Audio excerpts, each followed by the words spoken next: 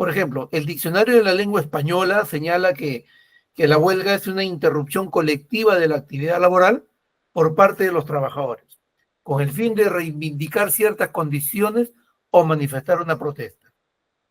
La Organización Internacional del Trabajo señala que es la interrupción temporal y voluntaria del trabajo por parte de uno o más grupos de trabajadores, con el objetivo de reivindicaciones o rechazar exigencias, o de expresar quejas, o de apoyar las reivindicaciones o quejas de otros trabajadores.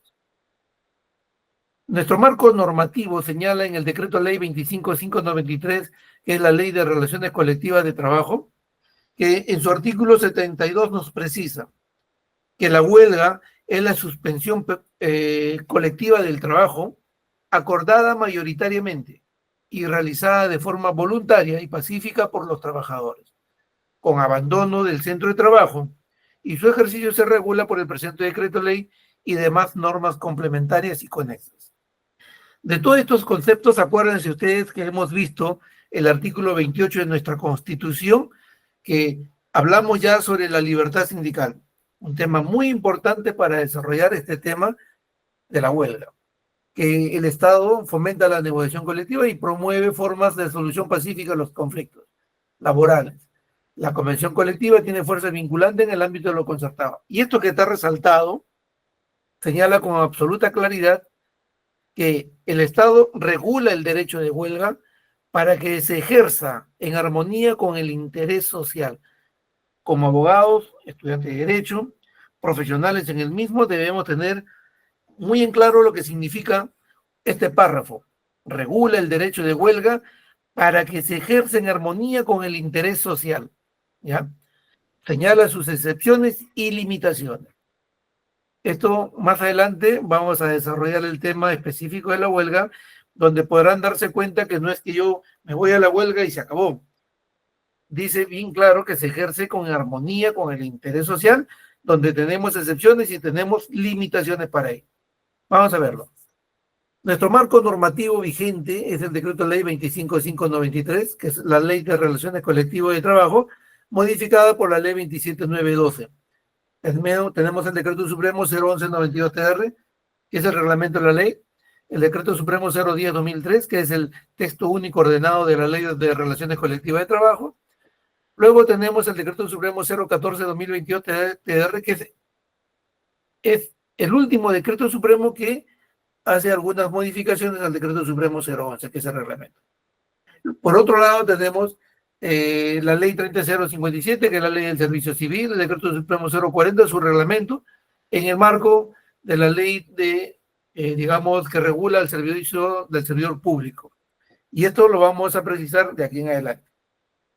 Bien, en la Constitución decía que tenía excepciones y limitaciones.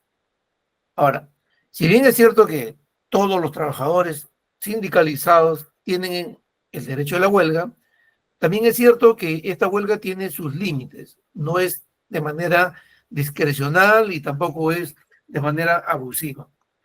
Dice, si bien la huelga es un derecho, este tiene parámetros que garantizan la protección de otros derechos. Es decir, que en el ejercicio de los derechos del derecho de la huelga, no podemos vulnerar el derecho de los otros compañeros de trabajo o de aquellos que no están en huelga.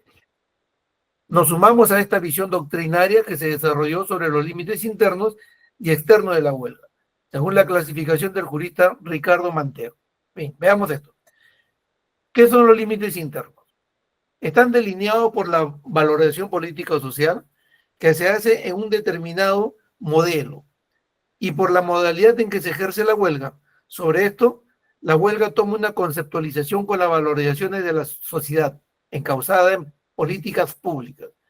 En este sentido, estos límites estarán vinculados con las modalidades en las que se ejecuta, puesto que el ordenamiento regulará su realización. Y en los límites externos señala que son aquellos que directamente se relacionan con el ejercicio, estarían indicando la protección de otros derechos y bienes jurídicos de igual o superior jerarquía que la huelga, que eventualmente se pueden ver lesionados por esto. Como puede verse, habría límites al derecho de huelga, cuando ésta se considera en sí en sí misma, internas, y también en función de la tutela de esfera jurídica de terceros, externos. En nuestro ordenamiento jurídico, el límite interno coincide con la modalidad positivizada en nuestras normas, tal como lo menciona antes el texto único ordenado de la Ley de Relaciones Colectivas de Trabajo, que admite una huelga bajo el modelo estático. Cuando hablamos de huelga, existe una limitancia en la norma. ¿Quiénes están excluidos de esta huelga?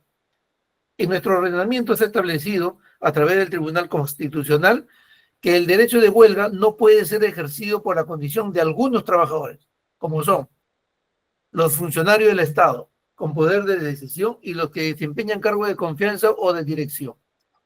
A ver, ¿quiénes son estos caballeros funcionarios del Estado? Son las personas que han sido, digamos, elegidas por la población, ¿no? Imagínense ustedes que nuestro gobernador regional, imaginémonos que nuestro alcalde vayan a la huelga, ¿no? Efectivamente, ellos no pueden ir a la huelga porque son los que toman las decisiones, los que afrontan los pedidos de pliego, reclamo y huelga. Entonces, en los cargos de confianza o de dirección, ¿quiénes son los cargos de confianza? Son las personas contratadas para que desarrollen temas o digamos, funciones específicas y que no cumplen con una carrera específica. Es decir, no están bajo el régimen del Decreto Legislativo 728, que es el régimen privado, tampoco están por el Decreto Legislativo 1057, que es el régimen CAS, o el Decreto Legislativo 276, que es la ley de la carrera del sector público. No están por ninguna de las leyes, pero son cargos que se ocupan por la confianza que les da al funcionario que ha sido elegido. Y los cargos de dirección son aquellas funciones que, digamos, o trabajadores que se reúnen con el director o con el gerente o con el alcalde, con el gobernador, y que definitivamente a través de sus informes hacen que este funcionario tome las decisiones para el correcto funcionamiento de esta institución. Por lo tanto, constitucionalmente y legalmente, ellos son los que no deben o no deberían, no pueden de irse o estar comprendidos en el ámbito de una huelga. Los miembros de las Fuerzas Armadas y de la Policía Nacional, el artículo 42 de la Constitución, prohíbe su participación en las huelgas. Que haya habido,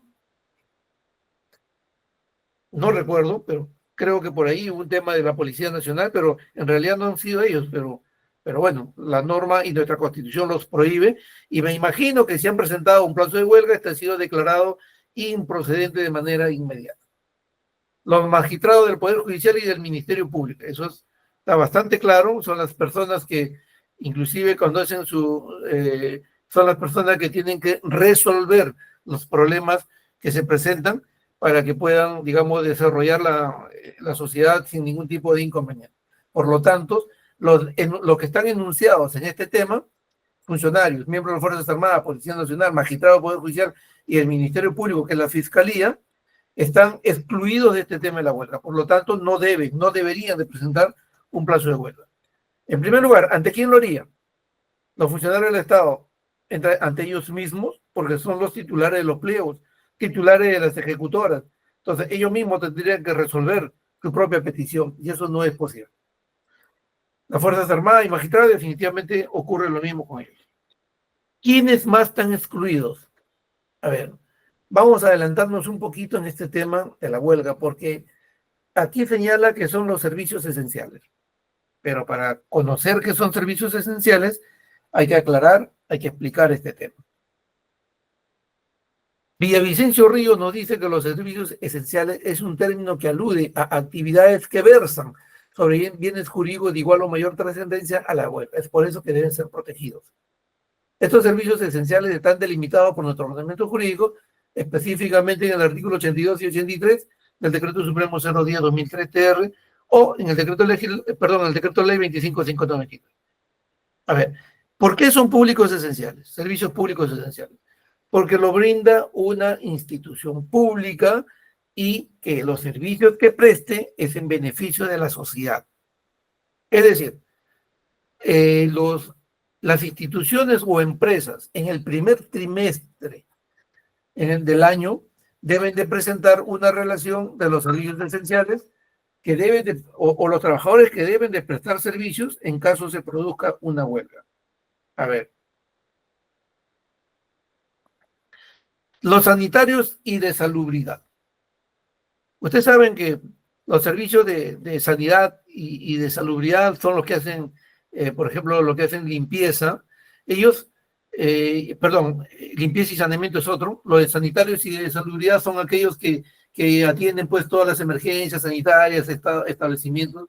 No pueden irse a la huelga porque son servicios que deben de cuidar la salud de las personas y tienen un carácter prioritario. Por eso se le denominan servicios públicos esenciales. Ahora, lo de limpieza y saneamiento, aquí están los obreros municipales, por ejemplo, ¿no? Que prestan servicio de limpieza. Si bien es cierto que tienen la posibilidad, porque nuestra constitución les plantea la posibilidad de la huelga, pero los servicios esenciales no. Por eso las municipalidades deben de presentar en el primer trimestre de cada año una relación de quiénes deben prestarle estos servicios esenciales. Por ejemplo, si yo tengo 200 trabajadores obreros que se dedican al servicio de limpieza, por lo tanto, para que no se perjudique, digamos, la población o no se perjudique, digamos, la sociedad en este tipo de acumulación de basura, debe de poner unos 40, 50, 70, qué sé yo, de acuerdo a un informe técnico o una evaluación que realice, presentar ante la autoridad de trabajo, estos son mis servicios esenciales. Entonces, cuando existe un planteamiento de huelga, lo primero que realizamos es si han cumplido con los requisitos y cuáles son los servicios esenciales que deben de quedarse elaborando. Esto, esto también existe, de ahí se abre otro tema, otro procedimiento administrativo. A ver, la municipalidad presenta, llamemos que sea la municipalidad, o por ejemplo, digamos, una dirección o un hospital, ¿no? Que sea una ejecutora. ¿Saben qué, señores? Yo no me puedo ir a la huelga con todos mis médicos ni enfermeras porque desatendería a la población y moriría mucha gente. Muy bien, estos son mis servicios públicos esenciales. Por emergencia, 5 médicos, 4 enfermeras, bueno, sala de operaciones, qué sé yo, ¿no? Allá los que conocen este tema deben detallar 60 personas, 80 médicos con enfermeras y técnicos, ya está. Que son en caso de huelga, en caso de huelga. Ahora, es posible también que los sindicatos que forman esa institución, que es un hospital, o la municipalidad digan, señores, yo no estoy de acuerdo. Presentan su recurso que se llama impugnación o divergencia a los servicios esenciales. Ese expediente, que es un expediente particular, porque no es el plazo de huelga, se presenta ante la Dirección Regional de Trabajo y va a la Subdirección de Negociaciones Colectivas para que sea evaluado y mediante un acto resolutivo, luego de un informe, bueno, ese es un procedimiento que lo vamos a ver aquí y rápido. A ver, se presentó los servicios públicos esenciales, los sindicatos plantearon la divergencia porque no están de acuerdo, dicen, no deben estar 70, deben estar más que 20. Muy bien, ellos exponen sus motivos. Se apertura el expediente y dentro de los 10 días siguientes la institución comunica, en este caso ya no sería al colegio de ingenieros, sino puede ir al colegio médico, por ejemplo, ¿no? Y que el colegio médico, mediante un informe técnico que emita una persona designada, debe emitir un informe. Es lo que manda la norma. Bueno, obviamente que ese profesional médico que va a hacer el informe técnico tiene un costo, ¿no? Porque tampoco es gratis. Y también la norma señala que 1/3 lo asume el sindicato y los 2/3 restantes lo asume la empresa, ¿no? O la institución. Bien, hecho el informe técnico del servicio de divergencia, que no solamente por sanitario y limpieza, sino por todo, de la luz, CPL, establecimiento, etcétera, de todo se puede plantear divergencia. Con el informe técnico del área correspondiente, por ejemplo, para el sector de los hospitales, colegio médico, nombra su perito, hace su informe. Para el sector minería, colegio de ingenieros, que tiene su grupo de ingenieros mineros, hacen su labor. Para el sector a ver, ¿qué más tenemos? De comunicaciones, también al colegio de ingenieros, porque tiene su área de ingeniería de las comunicaciones, etcétera, ¿no? Del sector transporte, también el colegio, a ver, ¿quiénes están vinculados? El colegio de ingenieros, que son los llamados, los que tienen más áreas, ¿no? O más campo que abarca este tema, ¿no? Lo de naturaleza estratégica, defensa o seguridad nacional, es decir, escapar. Lo de la administración de justicia, otro que se llama. Entonces, una vez que este perito o peritos designados por el colegio correspondiente emite el informe, la norma señala que la autoridad de trabajo, luego de una evaluación, hace suyo el informe. Por decir, en este caso, el hospital pone 70 entre médicos, enfermeras y técnicos para que se queden como servicios esenciales, y el sindicato dice no, que deben ser 20, 10 médicos, 5 enfermeras, 5 técnicos. Por lo tanto, este comité, este grupo de peritos van a informar y dicen, no, señores, ni 20 ni 70, deben ser 30 o deben ser 40, ¿no? Y especifica las áreas que se debe coberturar en caso de una huelga. Entonces, la autoridad de trabajo resuelve ese expediente mediante una resolución. Conforme dice la norma del procedimiento administrativo, la resolución que pone fin a la instancia también es pasible de apelación. Entonces, la parte que se encuentre no de acuerdo con la resolución tiene la posibilidad de impugnar esa resolución. Formula recurso de apelación. Ese recurso de apelación con el expediente completo se eleva a la Dirección de Prevención, que es mi área, y luego de un análisis exhaustivo, una revisión adecuada. Es más, se puede pedir también la posibilidad de una aclaración o de una nueva investigación o una aclaración del tema. Señores peritos, esta es la observación que tienen, sírvanse a aclarar. Entonces ellos tienen la posibilidad de aclarar. O en todo caso, mi dirección tiene la posibilidad de pedir también de que la SUNAFIL actúe o haga una visita para corroborar, comprobar algunos puntos en específico que nos faculte para poder resolver con la claridad absoluta. Y luego de un tiempo de estudio, que hay 30 días para resolver, pero no se espera los 30 días, y se emite la resolución en segunda y última instancia, donde se da por agotada la vía administrativa. Y esa resolución que se resuelve en la Dirección de Prevención ya causa estado. Significa que es la que se va a aplicar en caso de una huelga. Muy bien. Nos hemos apartado un poquito, pero es los procedimientos que se generan de este tema de servicios públicos esenciales. Ahora, tenemos lo de limpieza y saneamiento. Hablamos de la municipalidad que tiene los horarios. Actividad de electricidad, agua y desagüe, gas y combustible. ¿Por qué son servicios públicos esenciales? Porque si no hubiera electricidad, bueno, ahora todos estamos acostumbrados a la luz, pues, ¿no? Bueno, tenemos cocinas, refrigeradoras, microondas, televisores, computadoras. Si no hubiera energía eléctrica se paraliza, pues, ¿no? Se paralizan las actividades económicas y de desarrollo de una institución y empresa. Agua, desagüe, gas y combustible. Imagínense que el desagüe, pues, surja a toros, como siempre ocurre, ¿no? ¿Cómo va a estar eso, no? Con unos olores nauseabundos. Por lo tanto, debe de existir, digamos, personal que no está comprendido en la huelga que preste estos servicios, porque así exige la norma. Pero, ¿qué ocurre cuando las municipalidades, empresas o instituciones no presentan los servicios públicos esenciales? En el primer trimestre o en el primer mes no presentan. Y la institución, y el sindicato plantea un plazo de huelga. ¿Qué va a ocurrir ahí? Un grave problema, porque el sindicato dirá, señores, yo me voy a la huelga y no necesito plantear servicios públicos esenciales, y eso no es posible.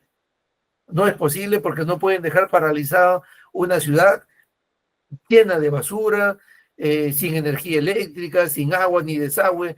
Por ejemplo, acá lo de sepelio y lo de inhumaciones y necropsias. A ver, que no haya gente que haga los sepelios o inhumaciones que son los entierros. Los cadáveres no van a estar haciendo fila, eso nos guste o no nos guste que sean nuestros parientes, pero se están deteriorando y esos cuerpos lanzan olores que hacen daño quizás a las personas que están cerca, ¿no? Por lo tanto, sí o sí tienen que plantear personal indispensable. Entonces, el sindicato se ve en la obligación, en los actos de buena fe que narra la norma, de presentar dentro de su pliego de reclamos los servicios mínimos o servicios esenciales que van a coberturar esta función. Y la autoridad de trabajo, al verificar que no existe una presentación por parte de la institución, tampoco existe divergencia, ¿qué nos queda? Resolver en base a los actos de buena fe con la relación de trabajadores que pone o presenta el sindicato presentante de un plazo de huelga. Miren qué complejo se va haciendo un solo expediente de huelga. Los establecimientos penales, los de comunicaciones y telecomunicaciones, los de transporte, naturaleza estratégica, administración de justicia por declaración de la Corte Suprema, otros que sean determinados por ley. Dentro de este otro que sean determinados por ley, acuérdense que había una norma que han considerado como servicios públicos esenciales a la educación. Por lo tanto, los profesores pueden plantear su plazo de huelga, pero tienen que presentar su número de personas como servicios públicos esenciales que van a atender a los estudiantes. Cuando la huelga afecte a los servicios públicos esenciales o se requiera garantizar el cumplimiento de actividades indispensables, los trabajadores en conflicto deben garantizar la permanencia del personal necesario para impedir su interrupción total y asegurar la continuidad de los servicios y actividades que así lo exijan. La consecuencia de no respetar o garantizar los servicios esenciales es la ilegalidad de la huelga. Obviamente, a ver, si aquí está identificado cuáles son los servicios públicos esenciales o los servicios mínimos para el caso de las empresas que no sean servicios públicos esenciales, entonces ellos plantean, conforme indica la norma, de que una vez concluida la huelga puedan retomar inmediatamente al cumplimiento de sus funciones. Si no existiría personal de los servicios públicos o servicios mínimos, ¿cómo reiniciarían sus funciones? Perderían 1, 2, 3 días, N días. Entonces, esa falta de producción es la que se trata de evitar con estos servicios públicos esenciales. Si el sindicato, dentro de su plan de plazo de huelga que presente o su escrito de plazo de huelga que presente, puede presentar 30 personas, como, bueno, si la resolución dice 40, ellos tienen que cumplir con presentar la relación de los 40 trabajadores que van a cumplir con esa función. Y ellos no deben formar parte del plazo de huelga presentado. Muy bien. Pero ¿qué ocurre? Estos caballeros se plegan a la huelga. No, yo soy trabajador sindicalizado y me voy a la huelga igual que mis compañeros. Entonces, ¿qué va a ocurrir acá? Sencillamente de que, un segundito, ¿qué está pasando acá? Ya. Ya. Sencillamente, señores, no, regresa por favor uno, ajá. Sencillamente, si ya fue declarado procedente la huelga y el sindicato no cumplió con poner a esos trabajadores en servicios esenciales, inmediatamente se pide una verificación por parte de la SUNAFIL, que es la institución llamada a hacer esta función, y la SUNAFIL dentro de sus funciones verifica que efectivamente no se cumplió con 2 trabajadores, 3 trabajadores que cubran los servicios públicos esenciales. Inmediatamente se elabora una resolución declarando la ilegalidad de la huelga por no cumplir el sindicato con proporcionar el número de personal de acuerdo a la resolución que fija el número mínimo o el número de servidores que deben de cumplir con los servicios públicos esenciales. Ahora, ¿cuáles son las características de la huelga? En primer lugar, es un derecho fundamental, efectivamente, porque está en la norma, está en nuestra Constitución, es un derecho fundamental, pero puede ser restringido en ciertas circunstancias, como en servicios esenciales para la seguridad o la salud de la población. Le hemos venido conversando. Negociación previa. Esto le he puesto de otro color y más chiquito para que se distinga. ¿Por qué? Porque para poder plantear una huelga debe existir antes de ejercer la huelga, los trabajadores deben de haber agotado la negociación directa con el empleador. Miren, si aquí te especifica que previamente debe de haber agotado una negociación directa con el empleador, quiere decir que te obliga a haberte sentado en una mesa de trabajo y haber planteado el trato directo, haber agotado la etapa de conciliación. Estamos hablando en este tema cuando corresponde a digamos, a un pliego petitorio, por si acaso. Todo esto va regulado por un pliego petitorio. ¿Se puede plantear la huelga cuando no existe un pliego petitorio? Sí, se puede plantear una huelga. Más adelante vamos a ver eso en el artículo 73 del decreto de ley 25.593. ¿Cuál es el concepto? ¿Por qué se plantea una huelga? A ver, la suspensión del trabajo. La huelga implica dejar de hacer. Obviamente, si has presentado un plazo de huelga, se te ha declarado procedente, obviamente que no vas a trabajar, tienes que dejar de hacer lo que estabas haciendo o dejar de trabajar. Queda por ello fuera de esta definición cualquier acto que consista en disminuir o variar el ritmo de trabajo que no implique la suspensión de las labores. Lo que nos indica que si estás en un plazo de huelga o en una huelga aprobada y está corriendo, entonces tienes que suspender la labor que viene realizando. Si es que eres miembro del sindicato que está en plazo de huelga. Pero también en esa misma empresa o institución puede existir trabajadores que no están en huelga. Y eso también hay que respetarle el derecho de estos caballeros. Suspensión colectiva. Obviamente, hay que entender este concepto. Dice, solo de manera grupal, los trabajadores pueden realizar la huelga. Este elemento se fundamenta en el hecho de que el ejercicio del derecho de huelga es un derecho colectivo y no individual. ¿Existiría la huelga de una persona? De acuerdo a esta norma, no, porque se habla de una suspensión colectiva, y cuando hablamos de colectivo es de un grupo de personas. Por eso, el detalle de este enunciado dice que solo de manera grupal los trabajadores pueden realizar la huelga. Solo grupal. Y que más abajo dice que el del ejercicio del derecho a la huelga es un derecho colectivo y no individual. Por lo tanto, reafirma y nos asegura que es solo un derecho colectivo. Por lo tanto, no existe huelga individual. ¿Qué es el acuerdo mayoritario? Es la decisión de ejercitar el derecho de huelga. Solo puede provenir de un acuerdo tomado por los trabajadores en forma mayoritaria durante una asamblea que debe cumplir con las formalidades exigidas por el artículo 73. Bien, el acuerdo mayoritario, ¿qué nos indica? La norma señala que tú debes acordar la huelga de acuerdo a lo que está señalado en tus estatutos, en el que, en mejor de los casos, la mayoría de los afiliados acuerden llevar adelante este plazo de huelga. A ver, repetimos. Si son 100 trabajadores, con 51 personas que aprueben la huelga, el comité o la comisión o la junta directiva se encuentra facultada para presentar el plazo de huelga, porque la mayoría de los trabajadores en asamblea así lo decidieron. Realización voluntaria. El ejercicio del derecho de huelga debe ser en forma voluntaria sin coacción alguna, eliminando toda clase de presiones abusivas.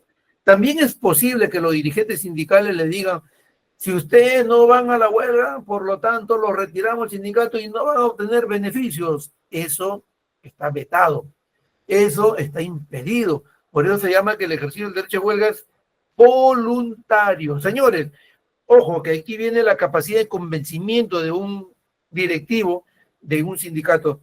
Compañeros, si nos unimos, planteamos la huelga, vamos a obtener que nos paguen más, mejores condiciones de trabajo, vamos a obtener tal cosa. Este secretario general debe de convencer a sus afiliados de que una medida de fuerza, cual es la huelga, puede facilitar para que se le otorgue lo que vienen pidiendo mediante pliego de reclamo.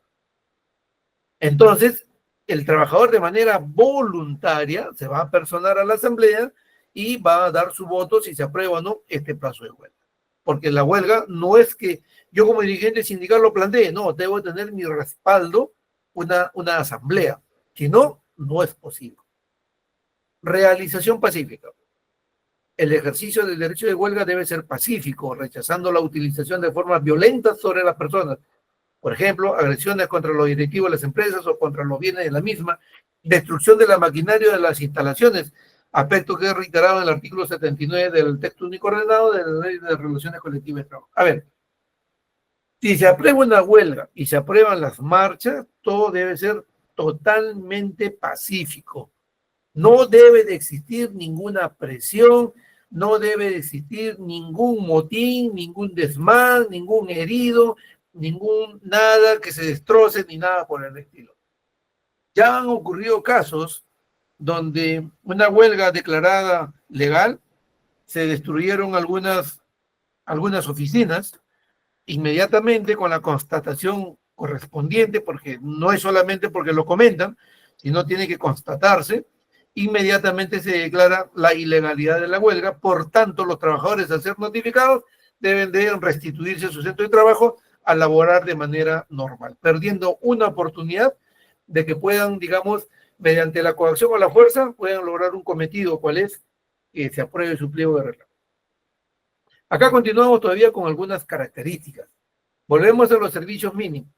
En el caso de la huelga, en servicios esenciales se debe establecer un servicio mínimo para garantizar el funcionamiento básico de la actividad. Ya lo comentamos hace un momento. Abandono del centro de trabajo. La huelga debe realizarse fuera de las instalaciones del centro de trabajo, entendiéndose que al suspenderse las labores no pueden permanecer los trabajadores dentro de la... A ver. Si una empresa con 100 trabajadores están en huelga porque así lo aprobó la mayoría, ¿qué harían los trabajadores en el centro de trabajo si están en huelga? No estarían trabajando. ¿Qué harían? Entonces, para custodiar sus equipos, sus bienes, el empresario no es que le cierre las puertas, sino que los trabajadores tienen que abandonar el centro de trabajo. Estoy en huelga, no voy a trabajar, pues no voy a trabajar. Otra cosa es que si voy a trabajar, hago otra actividad, o ahí puede haber trabajo de desgano, ritmo lento, paralizo por horas, ese es otro tema. Pero aquí estamos hablando de la huelga. Y al ser una huelga, por lo tanto, no deben asistir al centro de trabajo. Limitaciones. La huelga no puede ser utilizada para fines ilegales o para vulnerar los derechos de otros trabajadores o de la comunidad. A ver, si de los 100 trabajadores de esta empresa, en ejemplo que hemos puesto, 70 se van a la huelga y 30 quieren seguir trabajando, yo no sé cómo van a hacer su trabajo, porque si es una fábrica, una planta, existen las etapas o por procesos. Si un proceso está parado o una etapa está parada, la siguiente no va a continuar. Yo no sé qué harían los 30 trabajando, pero sin embargo hay que respetarles el derecho. Esos señores no están sindicalizados o quieren trabajar, pues yo por irme a la huelga no le voy a vulnerar sus derechos, no le voy a cerrar la puerta, no lo voy a acoger y lo voy a amarrar, eso no está permitido. Por eso sería un fin ilegal, motivo de ser declarada ilegal la huelga, ¿no?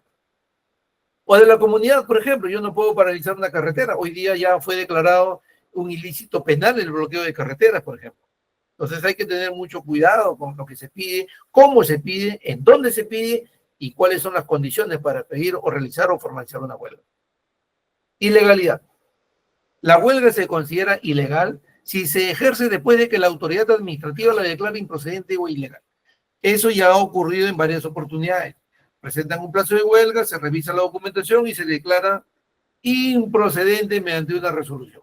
Sin embargo, los trabajadores formalizan su huelga porque ellos han querido, pese a que existe una resolución de que se le declare improcedente. Es más, se exhorta a que sigan trabajando. Muy bien, paralizó. El jefe de recursos humanos llama a la policía o llaman a la SUNAFIL y constatan que están en huelga, pese a que hay una resolución que fue declarada improcedente. Inmediatamente se declara ilegal. Y eso sí tiene repercusiones. Eso sí tiene sanciones. Responsabilidad disciplinaria. La huelga ilegal o improcedente puede generar responsabilidad disciplinaria para los trabajadores, pero no necesariamente despido. Sí hay una norma que impide que se le despida y el motivo es la huelga. Sí, pues.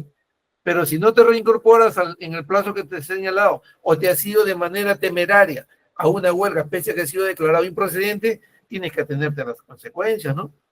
Para eso existe, digamos, un marco jurídico que respetar. Por eso estamos en un estado de derecho, porque las normas son las que hablan.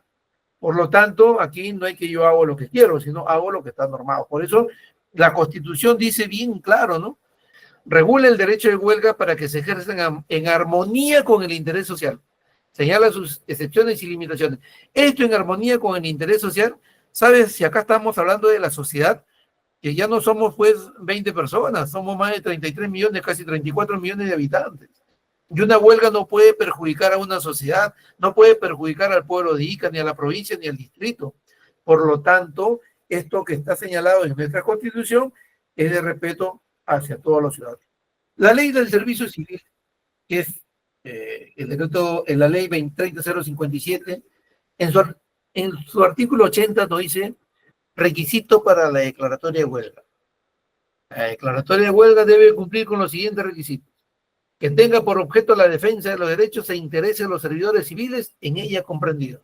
Miren, qué bonito, ¿no?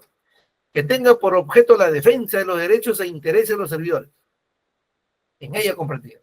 Es decir, que si yo voy a plantear un plazo de huelga, que sea para la defensa de los derechos de mis trabajadores. ¿Me das cuenta? Entonces, uno de los motivos es esto: que tenga por objeto la defensa de los derechos y los intereses de los trabajadores. ¿Muy bien? Que la decisión sea adoptada en forma que expresamente determinen los estatutos del sindicato y que representen la voluntad mayoritaria de los trabajadores comprendidas en su ámbito. Entonces, volvemos a los 100. ¿Cuál sería el número mayoritario? Si el sindicato tiene 100 afiliados, el número mayoritario sería 51.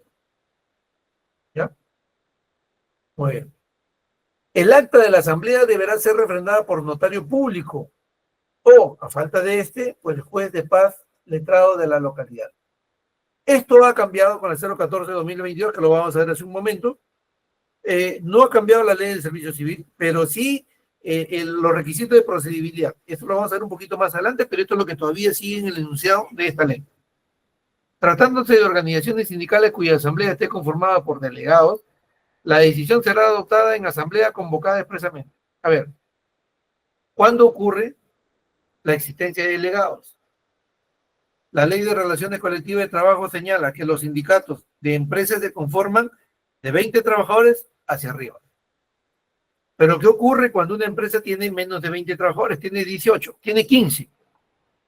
También la ley faculta de que se nombren 2 delegados que puedan iniciar una negociación directa con el empleado. Es decir, empresas con menos de 20 trabajadores también tienen la posibilidad de irse un pliego de reclamo mediante delegados. No necesariamente sindicatos porque no cumplen el número mínimo para ellos, pero sí por delegados. Que sea comunicada a la entidad pública por lo menos con una anticipación de 15 días calendario. Esto también ya no se toma en cuenta porque la norma señala de que supletoriamente se aplica la 010 2003 TR y ahí vamos a ver que esto cambia esta numeración. Y hay un informe del Servicio Civil que esto hay que tomar en cuenta lo que señala la norma de la 010. Y que la negociación colectiva no haya sido sometida a arbitraje. Obviamente, no sé si recuerdan, anteriormente hice un cuadrito que si se van a arbitraje no pueden plantear la huelga, porque el arbitraje es un tribunal arbitral y que la resolución del tribunal arbitral se llama laudo y ese laudo tiene la misma condición de una sentencia judicial. Por lo tanto, ¿qué finalidad existe? Dice la huelga, estarías usando 2 mecanismos y eso no es posible, solamente la norma te faculta uno, o es el arbitraje o es el planteamiento de la huelga. Y que la organización sindical entregue formalmente la lista de servidores civiles que se quedará a cargo para dar continuidad a los servicios indispensables. Bueno, este es uno de los requisitos. Aquí tenemos, por ejemplo, requisitos para la declaratoria de huelga, de acuerdo al artículo 2 del Decreto Supremo 014-2022, que modifica el artículo 65 del Decreto Supremo 011-92-TR. Esto es, caballeros, del régimen laboral privado, que actualmente el sector público también viene utilizando. A ver, se presenta un expediente de plazo de huelga. Muy bien, mi despacho lo recibe y de manera inmediata, o sea, se deja lo que se está haciendo cualquier otro tema, proyecto de resolución, todo, porque esto tiene prioridad. ¿Por qué? Dice lo siguiente: la comunicación de la declaración de huelga que alude al inciso C del artículo 73 de la ley se sujeta a los siguientes requisitos. A. Comunicación dirigida a la autoridad de trabajo con una anticipación de 5 días hábiles o de 10 días tratándose de servicios públicos esenciales. Ya hemos visto cuáles son los servicios públicos esenciales, ¿verdad? Los de salubridad, agua, desagüe, transporte, inhumaciones, etcétera, etcétera, que hemos visto el artículo 82, perdón, ¿no? Señalando el ámbito de la huelga. Tienes que precisar en tu escrito cuál es el ámbito, o sea, dónde se va a desarrollar la huelga. Puede ser, no lo voy a poner pues en Tumbes, ¿no? Mi huelga lo planteo en Ica y voy a desarrollarlo en Tumbes, ¿no? O sea, eso es ilógico. ¿Cuál es el motivo? Ya ustedes han visto, ¿no? Por la defensa, los intereses, por incumplimiento de tal proyecto o tal acuerdo realizado, la empresa no cumplió, o que sencillamente por no haber solucionado mi pliego de reclamo, ¿no? O sea, tienes que explicar el motivo, tienes que fundamentarla, no solamente ponerla, sino fundamentarla. Y tienes que poner su duración, 1 día, 2 días, indefinido, lo inicio tal día, ¿no? El día y la hora fijado, lo inicio el día 28 de mayo del 2025 a las 7 de la mañana, 10 de la mañana, 12 de la noche. Estos temas tienen que ser absolutamente claros para su iniciación. ¿Por qué? Porque nosotros tenemos un programa que se llama SAT, tema de alerta temprana. Es decir, en cuanto ingresa el documento, inmediatamente se carga en el SAT, Sistema de Alerta Temprana. Esto no es solamente es conocido por la Dirección Regional de Trabajo de Ica, sino inmediatamente es conocido por el propio Ministerio de Trabajo, quien monitorea el resultado de esta petición. Si es positivo, es negativo y cómo se va desarrollando. Entonces, todo ello, por ejemplo, está, digamos, interrelacionado para poder atenderlo de manera congruente y de manera unificada con las altas autoridades. Ellos monitorean, por si acaso. En la comunicación debe de constar la declaración jurada del secretario general de la organización sindical. Miren, en un solo acápite que dice A, viene cuántos requisitos. A ver, comunicación dirigida a la autoridad de trabajo con una anticipación de 5 días hábiles o de 10 días hábiles tratando de servicios públicos esenciales. Hábiles, ¿ah? No calendario. Señalando el ámbito de la huelga, hay que identificar el ámbito, dónde se va a desarrollar, cómo se va a desarrollar, el motivo, por qué vas a desarrollarlo. Su duración, ¿cuánto tiempo va a ser? Indefinido, 2 días, 3 días, 5 días, qué sé yo. ¿Cuándo empieza? El día y la hora cuando empieza esta huelga. Dice, debe constar la declaración jurada del secretario general. El secretario general tiene que elaborar una declaración jurada que indique que esta decisión se ha adoptado cumpliéndose con los requisitos señalados en el inciso B del artículo 73 de la ley. Eso lo vamos a ver más adelante, un poquito más adelante. Asimismo, tratándose de servicios públicos esenciales o de labores indispensables, miren, ¿qué son servicios públicos esenciales? Los que están narrados en la norma. ¿Cuáles son labores indispensables? Lo que la empresa está determinando para que pueda seguir funcionando esta sin que se paralice totalmente. Diferenciemos. Servicios públicos esenciales, lo que está señalado específicamente en la norma como servicios de esa naturaleza, y labores indispensables o servicios mínimos, que son en las que cada empresa va a detallar cuáles son los servicios que requiere para que siga funcionando de manera mínima, no de manera regular, sino mínimamente, y que al concluir la huelga puedan retomar sus actividades de manera normal. Ahora, debe indicarse la nómina de los trabajadores que deben seguir laborando. Este tema de nómina que deben seguir laborando, pero ¿por qué si me voy a la huelga? Si soy 100 trabajadores. Un momentito, pero tenemos servicios públicos esenciales que debe de coberturar de acuerdo a la resolución que emitió la Dirección Regional de Trabajo. Si tú incumples, esa huelga es declarada ilegal. ¿Ya? Luego, copia simple del acta de votación y copia simple del acta de asamblea. Dirán, con esto terminé, con esto ya cumplí, pero no es así. Hay que tener mucho cuidado con esto. El presente procedimiento administrativo es de evaluación previa con silencio positivo. ¿Qué quiere decir? Si al tercer día hábil no se emitió una resolución o pronunciamiento por parte de la autoridad de trabajo, ¿no?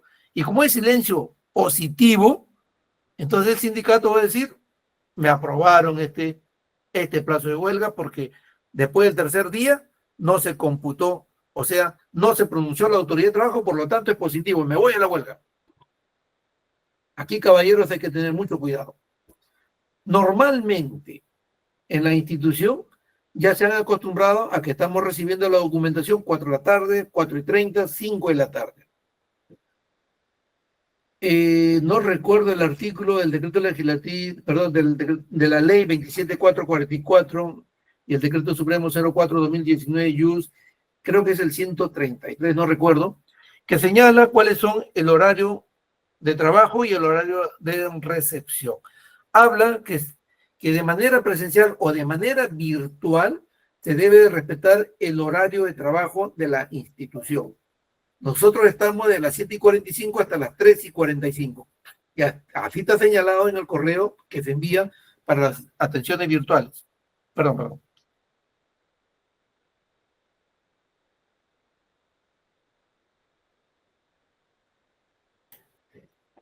Entonces, si es que este documento ingresó pasadas las 3:45, de acuerdo a la Ley de Procedimientos Administrativos Generales, corresponde ingresar al día siguiente, ¿verdad?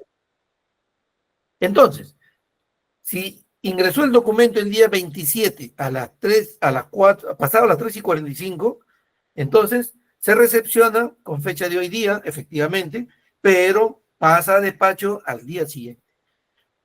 y el día que recibe la Dirección de Prevención le pone su sello, porque si ingresó pasada las 3:45, entonces ese día se computa, ojo, recepción el día 28, y corre a partir del mismo día o del día siguiente. ¿Cómo se computan los 3 días hábiles? Si tú lo recibes el 27 pasada la hora de atención, entonces te van a recibir con fecha 28 a partir del día siguiente, y de ahí en adelante cuenta 3 días hábiles. 3 días hábiles. Y dentro de ese plazo, puede ser el mismo día, al segundo día o al tercer día, la autoridad de trabajo se pronuncia mediante un documento que se denomina resolución. Puede declarar procedente o improcedente el plazo de huelga. Muy bien. Siguiente. Aquí viene, a ver, ¿puedes retroceder, por favor, uno? Miren, ¿ah? Después de todo este tema, comunicación dirigida a la autoridad de trabajo, que señalando la huelga, motivo, duración, toda esta cosa que está acá, debe constar la declaración jurada y todo lo demás, dice, en la comunicación debe constar la declaración jurada de la organización sindical que la decisión se ha adoptado cumpliéndose con los requisitos señalados en el inciso B del artículo 73. ¿En toda esta petición está? No está. Este es el artículo 73. El inciso A dice que tenga por objeto la defensa de los derechos e intereses profesionales de los trabajadores en ella compartida. Ese es el inciso A. Y el inciso B dice que la decisión sea adoptada por más de la mitad de los trabajadores a los que comprende, reunidos en asamblea mediante votación universal, individual, directa y secreta. Pero si acá te está señalando cómo debe de llevar a cabo una aprobación de una huelga. Dice, sea adoptada por más de la mitad, reunidos en asamblea, mediante votación universal, individual, directa y secreta. ¿Qué quiere decir? Que tienes que irte pues de una u otra manera, ver la forma como decides de manera mayoritaria, pero si te dice mediante votación universal, directa y secreta, el acta de asamblea debe ser refrendada por notario público o falta de este, por juez de paz de la localidad. Tratándose de sindicato de actividad o gremio cuya asamblea esté conformada por delegados, la decisión será adoptada en asamblea, convocada expresamente y ratificada por la base. Muy bien, aquí sí estamos digamos, tomando en cuenta que el acta pueden presentar en copia, no necesariamente refrendada por notario o por juez de paz, porque eso ha sido superado en el TUPA inclusive, ¿no? Pero sí que esta sea adoptada por más de la mitad en asamblea mediante votación universal, directa. Eso sí estamos exigiendo. Y muchos dicen, no, pero el artículo 2 que modifica no lo dice. Sí lo dice. Dice, en la comunicación debe constar que la declaración jurada del secretario, que la organización sindical, de que la decisión sea adoptada cumpliéndose con los requisitos señalados en inciso B del artículo 73. Es decir, mediante votación universal. Y si eso no se ha cumplido, que basta con el acta, basta con la declaración jurada. Si eso no se ha cumplido, entonces en una revisión posterior sería declarado nulo todo. Para que esto no ocurra, se pide esa documentación. Bueno, normalmente lo están adjuntando, pues, ¿no? Pero como pueden ver, una cosa lleva a la otra.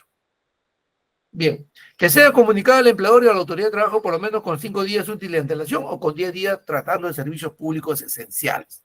Claro, hemos dicho que cuando han visto ustedes la ley 30057 dice con 15 días de anticipación, pero acá no, acá lo precisa, 5 días de anticipación, cuando no son servicios públicos esenciales, ¿eh? Cuando no ven luz, agua, necropsia, inhumaciones, cuando no ven todos esos temas, 5 días. Pero cuando ven servicios públicos esenciales que están específicamente señaladas en la norma, con 10 días hábiles de anticipación. Y que la negociación colectiva no haya sido sometida a arbitraje. Obviamente, si ha sido sometido a arbitraje, no puede declarar la huelga. Si declara la huelga, no hay arbitraje. Si te vas a arbitraje, no hay huelga. Es decir, utilizas uno u otro mecanismo para forzar a tu empleador de que pueda llegar a un entendimiento con tu pelea o de reclamos. Ya hemos visto los requisitos, ¿no? Que no solamente es presentar un papel, sino sencillamente que vaya acorde a la norma, que dentro de ese papel está la nómina de los trabajadores que deben de, o servicios mínimos, o servicios indispensables, o servicios públicos indispensables, esenciales, debe estar la relación. Y esa relación debe guardar congruencia con una resolución que se ha emitido. Dice también la norma que si no es, si esa divergencia está en trámite, entonces a la que estaba aprobada inmediatamente anterior, quiere decir la del año anterior. Como podrán ver, siempre existe una documentación que sustente la resolución de aprobación o desaprobación de una huelga. A ver, ¿y qué efectos tiene una huelga que ha sido declarada procedente o declarada legal? Los efectos de la huelga se encausan según la legalidad o ilegalidad de esta. Así debemos precisar que el ejercicio de este derecho en nuestro país está restringido a la declaración de la Autoridad Administrativa de Trabajo. Sí, definitivamente no hay ninguna otra institución que vaya a resolver si la huelga es procedente o no. Por eso existen profesionales en el área que hacen una evaluación correspondiente. Ahora, en nuestro caso, cuando se plantea un plazo de huelga, inmediatamente se hace la evaluación, se prepara la resolución y paralelamente a ello se invita a una reunión extraproceso. Puede ser una, puede ser varias. ¿Y cuál es la finalidad de esta reunión extraproceso? La función de la Dirección de Prevención es justamente, como su nombre lo indica, prevenir los conflictos sociales.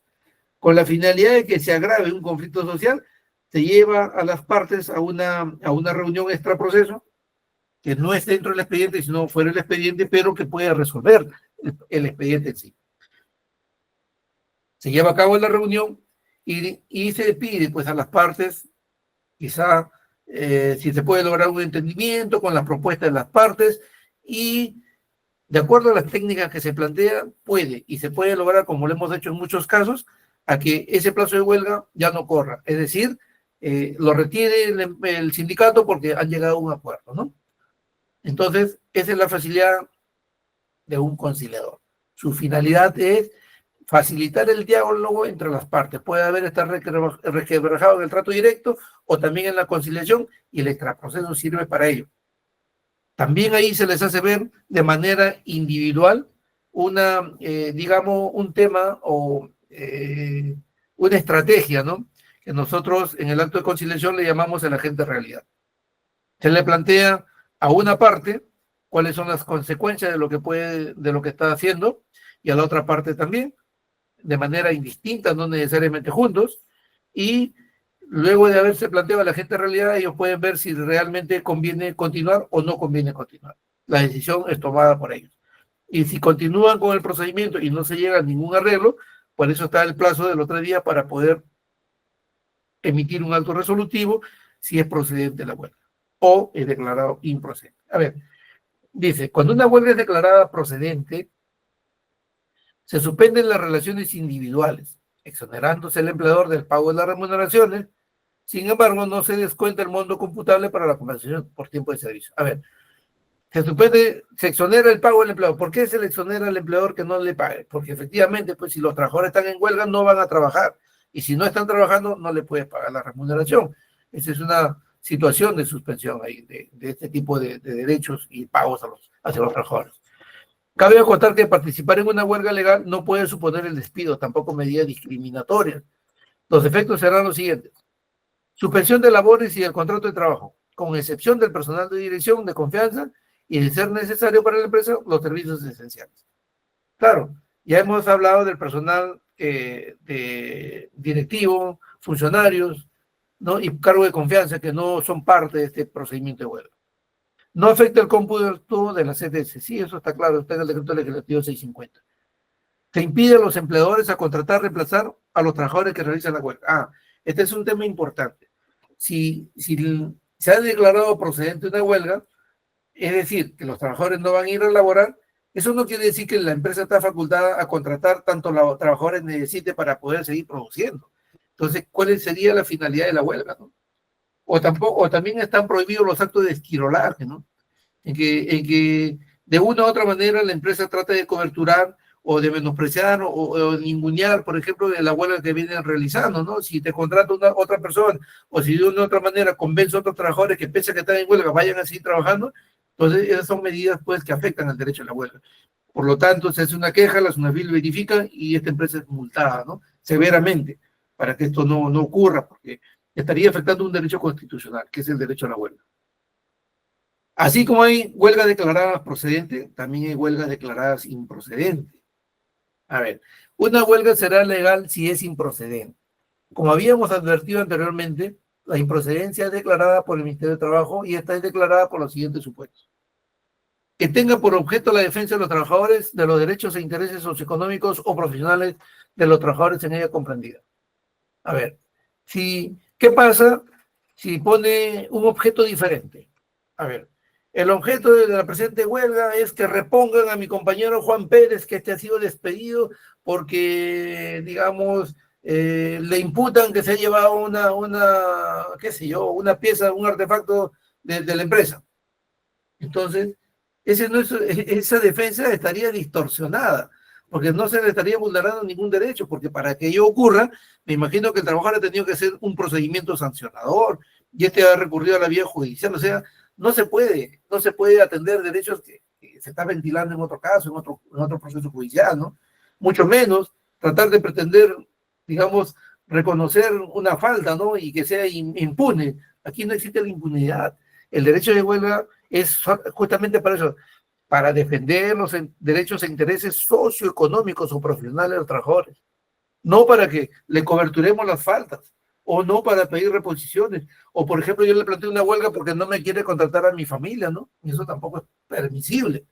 Estaríamos atentando contra el derecho de huelga, es más, estaríamos afectando los derechos de la empresa, inclusive, porque la empresa, al hacer una huelga que no está debidamente objetivada o enmarcada dentro de la norma, estaríamos haciendo un abuso del derecho. Bien, que la decisión sea adoptada en la forma que expresamente determinan los estatutos. Bien, en muchos casos, cuando se constituye un sindicato, ponen ahí dentro de sus estatutos, para que la huelga sea aprobada, necesita que un comité la plantee, un comité evalúe y un comité, digamos, lo presente a la asamblea. Y así ponen, ¿no? En comités, ¿no? Ahora imagínate que en una asamblea esté y planteen la huelga sin que el comité accione. Entonces estarían vulnerando sus propios estatutos, porque ellos, como sindicato, han presentado, pues, de que se van a regir por sus estatutos y van a respetar lo que dicen ellos. Si en sus estatutos señala claramente que van a designar un comité para que elabore el proyecto o el plazo de huelga, entonces hagan que eso funcione. No, que la asamblea la magna autoridad, sí pues, pero la asamblea estaría vulnerando los propios estatutos. Si no lo quieres tomar en cuenta, pues en una asamblea modifica tus estatutos, pero no vulneres tus propios estatutos. Lamentablemente nuestra función es esta, ¿no? Revisar que se cumpla con lo que está en los actos estatutarios, que se cumpla lo que está detallado ahí y que cumpla con los requisitos establecidos en la norma. Y que en todo caso representen la voluntad mayoritaria de los trabajadores comprendidos en su ámbito. El acta de asamblea debe ser, bueno, todo esto ya está detallado anteriormente, y si por ejemplo de los 50 trabajadores votan solamente 40, no, que hemos dicho que bueno, con 40 es suficiente. No, caballeros, en los estatutos debe de señalar, para que sea aprobada una asamblea tiene que ver primera convocatoria, segunda convocatoria, en la primera convocatoria con el 100%, en segunda convocatoria con el 50 más 1, tercera convocatoria con los que asistan, qué sé yo, pero respeten sus propios estatutos. Si en sus estatutos está de acuerdo que existen pues etapas de convocatoria y que al final de cuentas se lleva a cabo con los que asistan y los demás deben respetar, pues ni modo, ¿no? Hay que aceptar lo que dicen sus propios estatutos. Que sea comunicado al empleador y a la autoridad de trabajo por lo menos con 5 días de antelación o con 10 días de tratando de servicios públicos esenciales. Sí, claro. O sea, dice con 5 días para que dé el plazo suficiente para que se pueda invitar a los actos conciliatorios. Y si esto no está, pese a que hay que resolver en los 3 días, ¿eh? Pero si esto no encaja dentro de lo que han presentado, ¿no? Definitivamente va a ser declarado improcedente porque no cumple con los requisitos, ¿no? Es más, aquí no está, pero también tiene que ser comunicado al empleador. Acá está, que sea comunicado al empleador y a la autoridad de trabajo. A ver, ¿cómo la autoridad de trabajo toma cuenta de que ha presentado o ha sido comunicado al empleador dentro de este plazo? El sindicato tendrá que presentar una copia del cargo que ha presentado su empleador para poder corroborar si está dentro de los 5 días o dentro de los 10 días, como indica la norma. Y nuevamente reiteramos que la negociación colectiva no haya sido sometida a arbitraje. Si incumples cualquiera de estos requisitos, inmediatamente declarado improcedente. A ver, dice que será ilegal la huelga también si se materializa, no obstante haber sido declarado improcedente. A ver, si ha sido declarado improcedente por no cumplir con los requisitos aquí señalados y se materializa la huelga, es decir, el sindicato dice, de todas maneras me voy a la huelga, no me importa la calidad de trabajo. Muy bien, es posible, pero sin embargo, si esta huelga se materializa pese a que hay una resolución que es declarada improcedente, entonces se declara ilegal. ¿Por qué? A ver, ¿por qué? Si ha declarado improcedente, ¿por qué ilegal? Si ha declarado improcedente y este ha sido notificado hacia los trabajadores y los trabajadores no han hecho caso, han materializado la huelga, se ha hecho la verificación y se ha emitido la resolución declarando ilegal, ahí vienen las consecuencias lamentables hacia los trabajadores que han incumplido o que pretenden continuar o desacatar una norma, ¿no? Entonces, ahí viene la capacidad sancionatoria del empleador. Pero dice, no puede ser el despido, sino sanción de diversas maneras. Por haberse producido con ocasión de ella violencia sobre bienes o personas. Están en una huelga, en una empresa, y comienzan a romper los vidrios de la oficina o de vigilancia, no me dejas pasar, que estoy en huelga, comienzan a romper la tranquera, qué sé yo, o a quemar llantas, ¿no? Entonces, nuevamente se hace la comprobación mediante las actas correspondientes, o la policía, o la SUNAFIL, y eso hace que llegue el documento a la autoridad de trabajo y emitamos un documento luego de verificar su realidad, declarando ilegal esta huelga. Por incurrirse en alguna de las modalidades previstas en el artículo 81, por no cumplir los trabajadores con lo dispuesto en el artículo 78, son servicios esenciales, por no ser levantada después de notificado el laudo o resolución definitiva que ponga término a la controversia. A ver, si están en huelga, ojo, el laudo. Se supone que hemos dicho en un principio, o te vas a la huelga o te vas al arbitraje. Pero si te vas a la huelga, existe la posibilidad de que el director regional de trabajo se constituya en árbitro obligatorio, si es que ve peligrar alguna de las condiciones o ve peligrar que la empresa no pueda restituir en sus funciones o que los trabajadores puedan quedarse definitivamente o la familia no tengan, digamos, la forma de sustento. Entonces, el trabajo, al sustituirse en un árbitro obligatorio, emite un laudo obligatorio o una resolución, ¿no? Y este se notifica al sindicato y dice la norma, si tú no te restituyes a tu centro de trabajo luego de ser notificado con el laudo o la resolución, entonces te estás constituyendo en una persona que está infringiendo la norma, por lo tanto pasible de una sanción. La consecuencia de la huelga ilegal es la posibilidad del empleador de iniciar procesos disciplinarios que incluyen como máximo sanción ante el incumplimiento del retorno de funciones, el despido, ¿no? Pero normalmente en una huelga no se produce el despido. Eso hay una norma específica para ella que no la traigo ahora, que más adelante lo podemos ver. A ver, siguiente, por favor. Uy, siguiente. A ver, bueno, hemos desarrollado un tema de huelga que es bastante interesante, pero tiene muchos colaterales. Como hemos visto, la divergencia de los servicios mínimos, esta resolución de huelga puede ser apelada también, ¿no? O sea, la norma le da, no te da 15 días, te da más que 3 días para que apeles.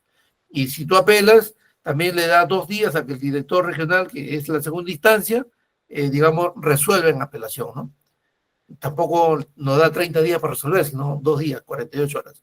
Por eso estos plazos son sumamente rápidos, porque deben ustedes saber que la huelga definitivamente afecta tanto a la empresa como a los trabajadores y la familia. Por lo tanto, necesitamos que esto se atienda de manera inmediata y de manera prioritaria.